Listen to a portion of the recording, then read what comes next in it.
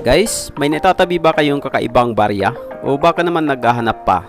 Dito sa CCTV, paghahanap, pagkilatis at pagkulikta, pag-uusapan natin yan. Hello guys, muli magandang oras sa inyong lahat. Ang ipapakita natin ngayon ay itong dalawang old coins na 2 piso 1985 at ang 1 piso 1974 na matataas na ang value sa ngayon.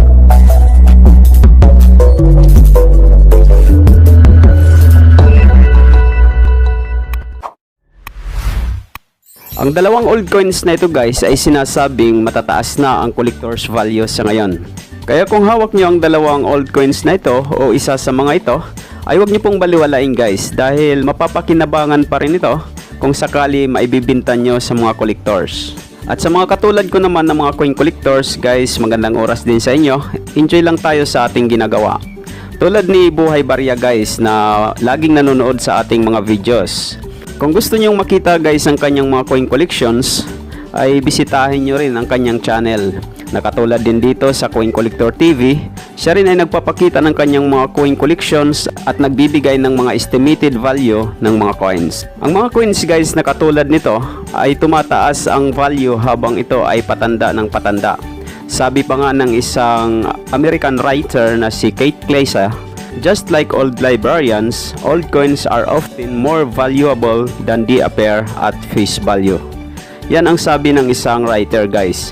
So itong dalawang hawak natin ngayon, itong 2 piso at itong 1 piso 1974 ay matataas na ang collector's value.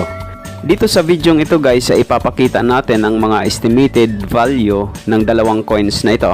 Itong mga figures guys ay nakuha natin sa isang sikat na online selling platform. Itong nakikita natin ngayon, ito po yung price ng 2 piso 1985. At itong pangalawa naman, ito po yung price ng 1 piso 1974. Ang mga nakita nating prices o value ng mga coins na ito guys ay sa online selling platform lang po yon. Yan po ay mga nakalap lang natin ng mga datos sa ating pagre-research guys. Ang mga prices na yan o value guys ay pwede pang tumaas yan kung makakakita tayo o makakahanap tayo ng mga collectors na talagang naghahanap ng mga coins na ganito. Dito sa Coin Collector TV o CCTV, tayo po ay kasalukuyang naghahanap ng mga coins na kakaiba o mga old coins na wala pa sa ating coin collections.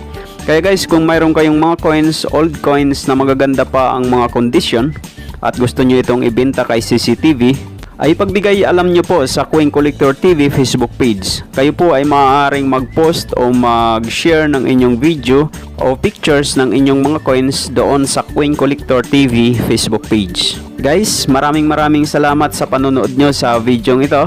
Naway may napulot kayong dagdag na kaalaman tungkol sa mga old coins na ito.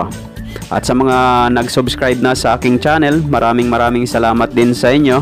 At kung bago lang kayo dito sa aking channel guys at hindi pa kayo nakasubscribe, ay mag-subscribe na rin po kayo at i-click ang notification bell para updated kayo sa mga susunod nating uploads. At ito ang laging tatandaan, ang barya ay mahalaga at dito sa CCTV, ito ang bida.